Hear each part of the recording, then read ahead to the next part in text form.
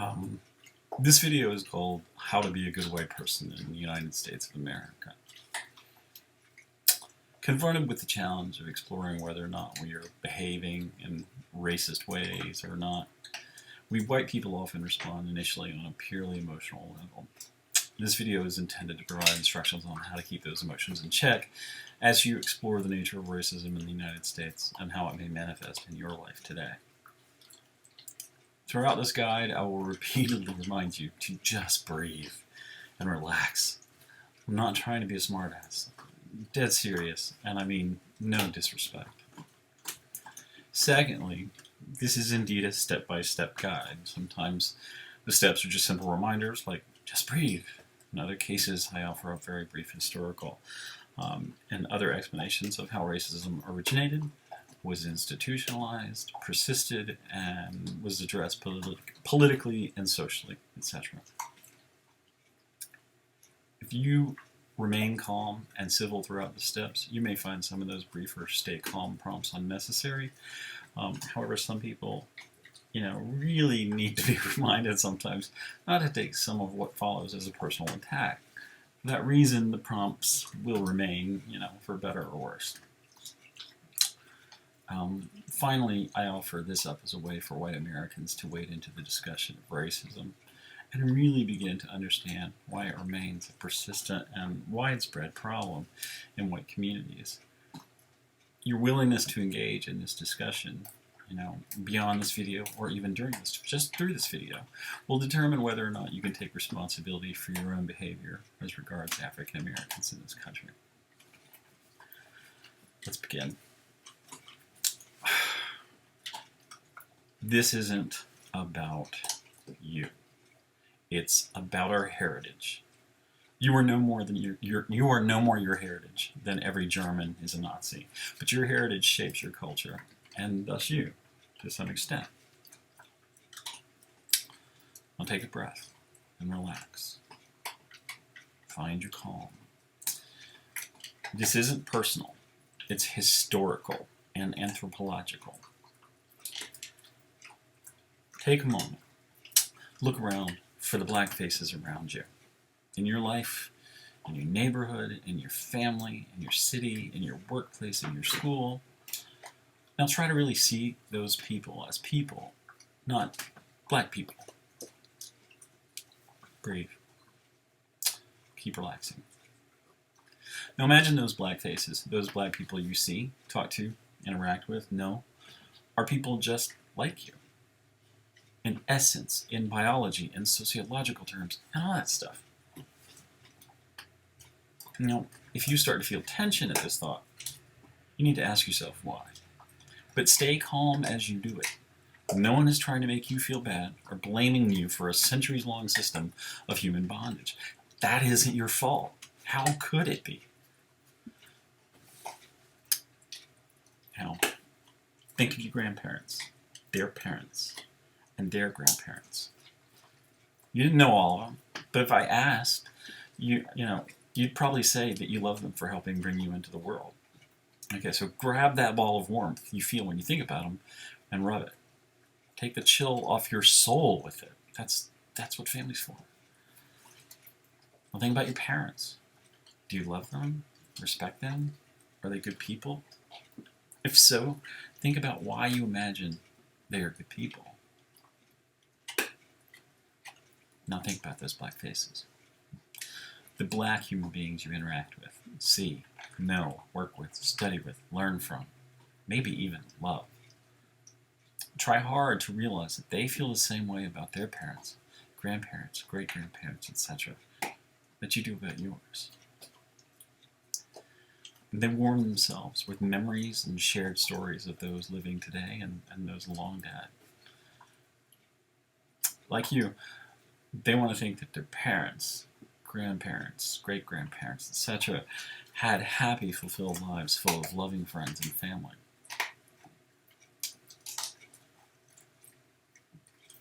And breathe. Stay really calm. It's time to face some really dark facts. But remember, no one is blaming you for anything that happened over 100 years ago. You can only be responsible for the time period that you were a conscious, thinking, mature human being. So chill. Those black faces do not have quite so happy a family ancestry.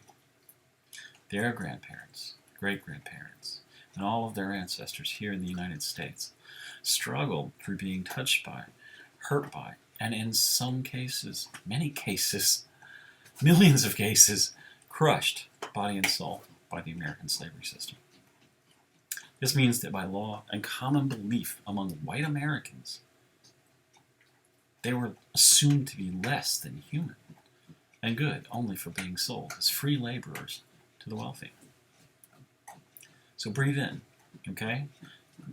Breathe out. It isn't about you, okay? Good? Now, are you good, really? Or are you feeling some inner rage about to explode because you think I'm suggesting you're a racist? Relax. I'm not, I promise. That's not the point. Seriously, breathe. Now think what it would mean if your ancestors had, by law and common belief, been assumed to be little more than subhuman beasts of burden. Think about it carefully and take your time. Now imagine if this situation, this dehumanizing belief, had persisted for hundreds of years for your ancestors. Seriously consider what that would mean about how you remember them. Keep breathing. Not your fault. But you gotta think about it if you truly want to understand the history of our country. Your country, my country. Now it's important to understand that even after black slaves were freed in the 19th century, a lot of white people did not suddenly have their belief system wiped from their minds. That meant that even if black people in America were free, minus voting rights and desperately poor, of course, because they own nothing, a huge component of white Americans still believed that less than human ideology that had helped perpetuate and justify slavery of black people for centuries. Still with me? Again, not your responsibility. I am not blaming you. No one is. Ask yourself this question. How long did it take for all white people in the United States to stop believing that African Americans were less evolved, less intelligent, less civilized, and less peaceful than white Americans? Think about it. Consider an example. It wasn't until 1987 that homosexuality was completely removed from the DSM-3, which is the American Classification of Mental Disorders. Today, how many Americans still think that homosexuality is a mental disorder or a moral perversion? I can answer that. A lot. The point is, changing beliefs that are hardwired into a culture isn't something that happens overnight. It can take years, decades, generations, or even centuries. Now, as regards African Americans being freed from slavery, also consider that white people in the South used slaves extensively on plantations as free farm labor. The freeing of slaves took away a substantial component of their economic system and required that slaveholders would now have to pay farm workers to do the job that they had once done for free. Imagine that. I mean, rich plantation owners running large farms, providing cotton and other crops to the country and the world, suddenly found themselves facing a new and substantial cost of doing business. Think about that. How do you think they felt about those black faces around them now? Did they gather together with them, sing Kumbaya, and start handing out paychecks? Did they wave goodbye as the former slaves packed their meager belongings to leave their hellish former masters? Well, let's put it this way. You can be pretty sure they weren't happy. In fact, upon the passage of the 13th Amendment, white politicians began undermining the new freedom of African Americans via Jim Crow. And that's a collection of state and local statutes that legalized racial segregation. These statutes and laws persisted for about 100 years, from, from the post-Civil War era until 1968, and they were expressly intended to return Southern states to an antebellum class structure by marginalizing black Americans. Resistance was often met with violence and murder.